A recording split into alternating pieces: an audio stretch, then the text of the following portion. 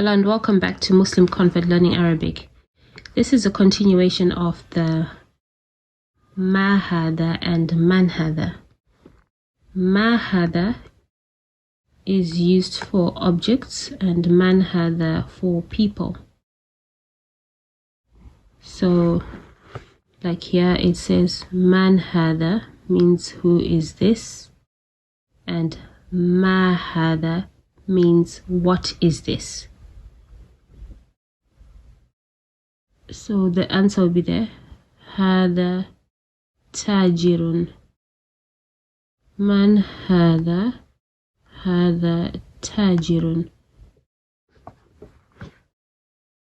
ما هذا؟ هذا مسجد. هذا كلب. The good thing is it's a picture book, so it helps you understand what's being talked about. And this is the cat one and a donkey. Thanks for watching and see you again in the next video.